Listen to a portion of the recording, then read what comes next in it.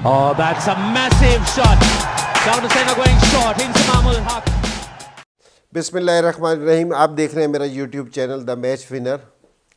अच्छा, आज मैं कोयट और कराची के मैच से पहले मैं एक बात करना चाह रहा हूँ, वो ये कि जिस तरह कराची का टूर्नामेंट शुरू हुआ था तो मैं देख रहा था कि विकेट पे 180-200 रन्स बन रहे थे और वो चेज़ होने की भी शक्ल नज़र आती थी उनकी। अब एकदम है ना मैचेस है ना 157-58, 160 पे, 165 पे चले गए। अच्छा, T20 क्रिकेट के लिए ना जो हमें सारों से बड़ा चैलेंज दरपेश होगा वो ये होगा कि जी हम अपनी विकटें है ना इस स्टैंडर्ड की बनाएं जहां है ना स्कोर पे स्कोर बन सके, बड़े से बड़ा स्कोर बन सके। अगर हम इस तरह की विकटें नहीं बनाएंगे तो एक तो ये टूर्नामेंट का चार्म ख़त्म हो जाएगा, क्योंकि जी जो लोग देखने आते हैं ना छक्के और चौके, वो उनको उस तरह तरीके से नहीं मिल रहे।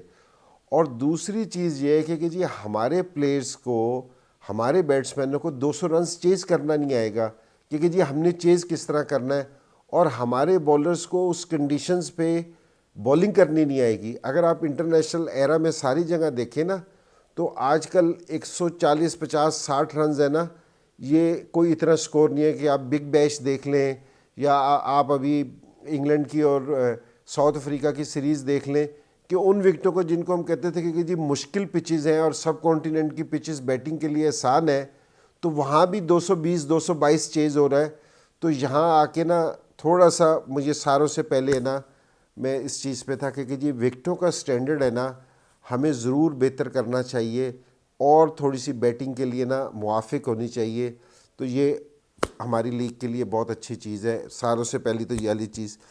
दूसरी चीज़, अगर मैं पहले अगर कराची की बात करूँ ना तो मेरी पर्सनल राय ये है कि कराची पता नहीं क्यों इतनी बड़ी मिस्टेक कर रही है, मेरी नहीं समझ आ रहा। कि मैं काफ़ी दिन से ये वाली बात कर रहा हूँ कि सब कॉन्टिनेंट स्पिनर्स के लिए है, क्योंकि यहाँ स्पिनर्स ज़्यादा इफेक्टिव होते हैं कि बशर्त के आप है ना सारे फास्ट बॉलर्स पे चले जाए। देखिए सब कॉन्टिनेंट की पिचेस है ना उस टाइम फास्ट बॉलर्स के लिए इफ़ेक्टिव होती हैं जिस टाइम वहाँ रिवर्स स्विंग होना शुरू हो जाए, और रिवर्स स्विंग होने के लिए ज़रूरी है कि जी कुछ ओवर हो जाए। तो यहाँ 20 ओवर में बड़ा मुश्किल चांस बन जाता है कि जी रिवर्स स्विंग हो या फास्ट बॉलर्स कोई बहुत अच्छी परफॉर्मेंस दे सकें। अगर आज के मैच की भी मैं कहूँगा ना, मैं ये समझता हूँ अगर कराची के पास आज दूसरा स्पिनर होता ना, सो मेरे ख्याल में हो सकता है कि जहाँ 3 विकेटें गिरी थी ना कोयटा ग्लेडिएटर की, तो उसके बाद है ना ये इनको विकेट नहीं मिल सकी जो इनको मैच इनसे दूर ले गया। अगर ये वहाँ रेगुलर उसमें विकेटें लेते रहते तो मेरा नहीं ख्याल कि जी कोयटा ग्लेडिएटर के लिए ये वाला स्कोर करना भी मुश्किल हो जाना था। अगर इमाद वसीम की बॉलिंग देखे, 4 ओवरों में उसने 19 रन दे के 1 आउट किया, उसके बाद उनके पास स्पिनर्स ही ख़त्म हो गए, और जहाँ स्पिनर ख़त्म हो गए उनको एक ही पेस पे ना कोयटा ग्लेडिएटर के बैट्समैनों को मिला कि जी सारे फास्ट बॉलर्स हैं, उनका एक रिदम, मैं एज ए बैट्समैन बता रहा हूँ कि जी सब फास्ट बॉलर हो ना, मेरा हाथ जिस टाइम सेट हो जाए ना तो मेरे लिए आसान हो जाता है कि जी मैं फास्ट बॉलर्स को भी खेल लूँ। अगर वहाँ कहीं स्पिनर होता, बैट्समैन चांस लेते, तो हो सकता है कोई विकेट मिलती तो मैच बन सकता था। तो कराची के लिए मैं ये कहूँगा कि उन्होंने अपनी अपॉर्चुनिटी थी उनके पास, उनका होम ग्राउंड था, उनको सारों से ज़्यादा पिच का आइडिया होना चाहिए था, तो वो उन्होंने मिस किया। दूसरी चीज़ मैं आपको बताऊं कि इफ्तिखार थ्रू आउट है ना T20 में बहुत अच्छी परफॉर्मेंस दे रहा है, क्योंकि जी पाकिस्तान की तरफ से भी और जहाँ भी उसको जितनी अपॉर्चुनिटी मिली है तो उसने उसका भरपूर फ़ायदा उठाया है। तो मेरा ये ख्याल है कि और जो दूसरे हमारे ओवरसीज़ प्लेयर आए हुए हैं उनको इस कंडीशंस में खेलना नहीं आ रहा, सही तरह वो उसका एडवांटेज नहीं उठा सक रहे कि जिस तरह उनको उठाना चाहिए, और इफ्तिखार को कराची वालों को मेरी नज़र में ऊपर भेजना चाहिए। तो कराची को तो मेरी ये राय है कि जिस स्पिनर खिलाएं और अपना ज़रा जो बैटिंग ऑर्डर है ना उसको ज़रा वो करें कि जिस तरह इमाद वसीम ऊपर आया था तो एक डिफरेंट आपको फ्लेवर नज़र आया था, तो ये वाली चीज़ करें। तो इमाद से मेरी ये भी है कि भाई अल्लाह के बंदे, एक स्पिनर और क्यों नहीं खिलाता तू, तुझे खिलाना चाहिए एक स्पिनर, कि तू स्पिनर है, तुझे पता है कि स्पिनर इन विकेटों पे ना मसला डाल सकता है। और अगर कोयटा की बात की जाए तो मैं कहूँगा कि जी सरफराज और आज़म अगेन कि जी, और एक तो स्कोर करना एक बात है, वो ठीक है कि जी काफ़ी सारे लोग आके ना स्कोर करते हैं, लेकिन इसने दोनों मैचों में जहाँ स्कोर किया है ना, और इसने प्रेशर वाले मैचों में स्कोर किया है, क्योंकि जी ये सारों से बैट्समैन की जो बड़ी क्वालिटी है ना कि आप प्रेशर में किस तरह स्कोर करते हैं। अच्छा, मैं दूसरी बात बताऊंगा कि जी लोग इसको हिटर के तौर पे कह रहे हैं कि ये हिटर है, मैं नहीं कह रहा। इसके ये नेशनल स्ट्रोक प्लेयर ज़रूर कहना चाहिए इसको, लेकिन ही हैज़ द ब्रेन कि जी क्रिकेट बैटिंग किस तरह की जाती है। ये वो क्या कहना चाहिए कि ये टुल्ले नहीं मारता कि जी आई और बॉल को हिट मार दिया। ही इज़ सेंसिबल हिटिंग करता है ये, और साथ इसको स्ट्राइक रोटेट करना भी आता है, सिंगल करना भी आता है, जो बड़ी अच्छी बात है।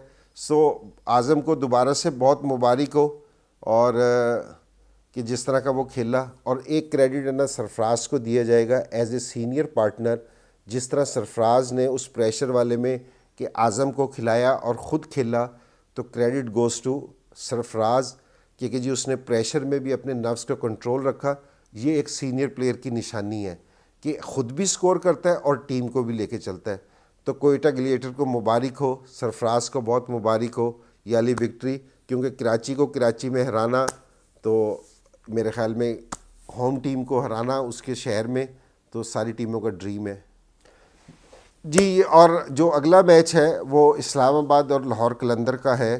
ये मैच लाहौर कलंदर के लिए बहुत इम्पोर्टेंट है। वो सिर्फ इसलिए कह रहा हूँ कि क्योंकि लाहौर कलंदर है ना, पिछले टूर्नामेंट से उनका मोराल ज़रा डाउन है।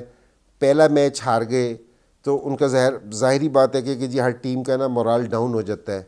और अब अगर वो ये वाला मैच भी हार गए तो उनके लिए बहुत मुश्किल हो सकती है, क्योंकि जी उनके ड्रेसिंग रूम में ना काफ़ी मेरे ख्याल में प्रॉब्लम भी हो सकती है।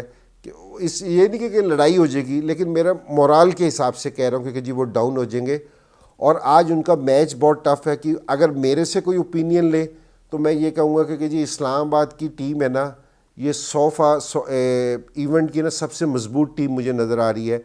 हालांकि वो एक मैच हारी भी है, लेकिन मुझे बड़ी मजबूत टीम नज़र आ रही है। तो आज अगर लाहौर यहाँ से पिक करता है अपने होम ग्राउंड में, तो मैं आपको बता रहा हूँ कि जी लाहौर इस टूर्नामेंट में ना एक डिफरेंट के तौर पे नज़र आएगा, डिफरेंट टीम के तौर पे नज़र आएगा। तो आज लाहौर के लिए बड़ा ज़रूरी मैच है। और मेरी लाहौर के बैट्समैनों से ये है कि भाई प्लीज़ विकेट पे स्टे करो, और भाई सारा खेलना चाहिए। इनका मिडल ऑर्डर है ना बड़ा हफीज़ है, हफीज़ सीनियर प्लेयर है सारों से ज़्यादा, पाकिस्तान का इस टाइम मोस्ट सीनियर बैट्समैन है, उसको अपनी रिस्पॉन्सिबिलिटी लेनी पड़ेगी। और मैंने पिछले बस में भी कहा था कि जो सुहेल अख्तर इनका कप्तान है वो छठे एक नंबर पे खेल रहा है, उसको भी आकर रिस्पॉन्सिबिलिटी लेनी पड़ेगी एज ए कैप्टन, उसको भी टॉप ऑर्डर पे खेलना पड़ेगा। और लाहौर कलंदर को मैंने पिछली दफ़ा भी कहा था कि उन्होंने एक मिस्टेक की कि वो विदाउट स्पिनर खेल रहे हैं। अगर उनके पास स्पिनर है, पाटेल उनके पास है, तो उनको एक स्पिनर के साथ ज़रूर जाना चाहिए ताकि गेम का थोड़ा सा ना मोशन चेंज हो। तो आज का मैच देखेंगे तो इसके बाद फिर बात। Oh, that's a massive shot. Down the center going short into Mahmoud Haq.